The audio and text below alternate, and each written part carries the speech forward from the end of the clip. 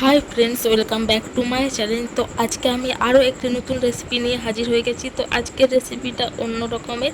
তো আমি অনেক রকমের রেসিপি নিয়ে এসেছি। তো আজকে সম্পূর্ণ একটা নিরামিষ পদ নিয়ে এসেছি।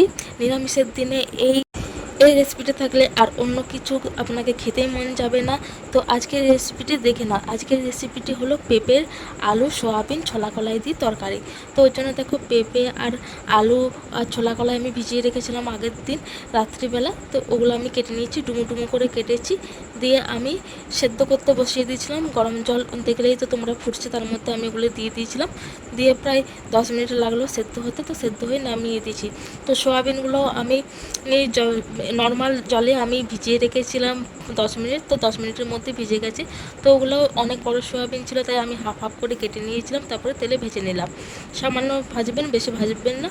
তারপরে দেখো, কড়াইতে আমি দিয়ে দিলাম শুকনো লঙ্কা একটা, জিরে আর সর্ষের তেল। তো জিরে সর্ষের তেল দেওয়ার পর আমি সেদ্ধ করে রাখা পেঁপে আর ছোলা কলাটা দিয়ে সামান্য কিছুক্ষণ নাড়াচাড়া করে ভেজে নেব, ওই 5 মিনিটের মতন। তো 5 মিনিট ভাজার পর আর দেখো, 5 মিনিট ভেজে নেব এমনি, মানে কোনো মশলা ছাড়া আমি 5 মিনিট ভেজে নেব। তো 5 মিনিট ভাজার পর আমি এখানে দেব আদা আর টমেটো কুচি। তো এই আদা টমেটো কুচিটা দিয়েও আমি আরও বেশ ভেজে নেব, মানে যতক্ষণ না টমেটোটা নরম হচ্ছে ততক্ষণ পর্যন্ত ভেজে নেব। আর মশলার গন্ধটা যতক্ষণ না যাচ্ছে, নালে আদার কাঁচা গন্ধটা বেরোবে।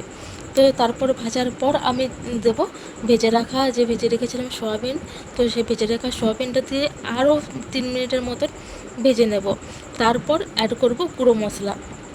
তো এরকম ভাজার পর দেখো 3 মিনিট হয়ে গেছে। তারপর এখানে আমি জিরে গুঁড়ো, হলুদ গুঁড়ো আর লঙ্কার গুঁড়ো দিয়েছিলাম। তো সেটা দিয়ে ভেজে নেব। তো বিশ্বাস করো, এই রেসিপিটা দারুণ লাগে নিরামিষের দিনে। রেসিপিটা যে নিরামিষ সেটা তুমি একদমই বুঝতে পারবে না এরকমভাবে রান্নাটা করলে।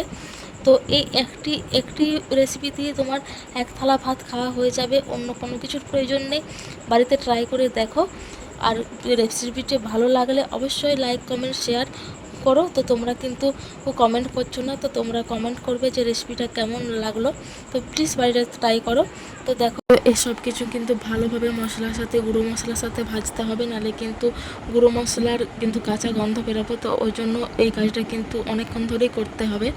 তো দেখো, আমার দেখো টমেটোগুলো প্রায় সেদ্ধ হয়ে এসছে। আর তোমার হচ্ছে আর যে পেঁপে আলুগুলো সেদ্ধ করবে সেটা কিন্তু 100% সেদ্ধ করবে না, মানে 80% সেদ্ধ করবে। তো দেখো, এবারে আমি জল, মানে ভাজার পর আমি এবারে জল ঢেলে দেবো পরিমাণ মতন। তো এখানে আমি এই মাঝারি এই গ্লাসের 1 গ্লাস জল দিয়েছি। তো তোমাদের সবজির অনুযায়ী তোমরা জলটা ঢালবে। তো আমি আমার সবজির অনুযায়ী আমি জলটা 1 গ্লাস জল লেগেছে। তো দেখো, এটা আমার, মানে প্রথমে আমি 1 গ্লাসকে কম দিয়েছিলাম, দিয়ে তারপরে বাকিটা আবার দিলাম। তো এটা আমার হচ্ছে 1 গ্লাস জল আমার দেওয়া হয়ে গেছে। খুব ছোটো না, আবার খুব বড়ো না, আমি যে মাঝারি সাইজের 1 গ্লাস আমি এখানে জল দিলাম। তো জল দিয়ে একটু ভালোভাবে জলের সাথে আমি এই সবজিগুলো, মশলাগুলো ভালোভাবে মিশিয়ে দেবো, যাতে এই জলের সাথে সব কিছু ভালোভাবে অ্যাড হয়ে যায়। তো দেখো, কিছুক্ষণ পড়ার পরে এবারে এটাকে আমরা ফুটতে দেবো।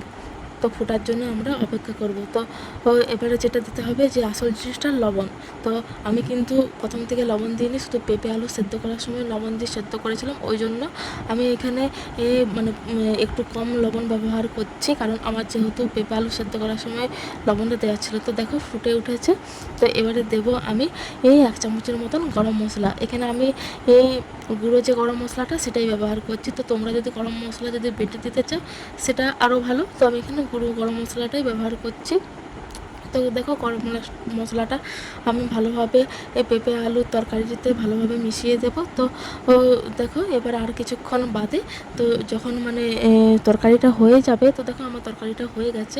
তো এবার নামাবার সময় লাস্টে আমি অ্যাড করব 1 চামচ ঘি। তো এটা খাঁটি ঘি। তো 1 চামচ ঘি অ্যাড করে আমি নামিয়ে দেবো। তৈরি হয়ে গেলো আজকের এই পেঁপে আলু সয়াবিনের তরকারি। তো এই তরকারিটা অসাধারণ খেতে লাগে, অসাধারণ, জাস্ট ফাটাফাটি। তো এটা কিন্তু নিরামিষেই ভালো লাগে, কিন্তু আমিষভাবে রান্না করলে কিন্তু এটা ভালো লাগবে না। তো প্লিজ রেসিপিটা যদি ভালো লাগে একটা লাইক, একটা কমেন্ট শেয়ার করে আমার পাশে থেকেও, যাতে আমি আরও ভালো ভালো রেসিপি নিয়ে তোমাদের সাথে হাজির হতে পারি। তো চলো, আজকের মতন টাটা।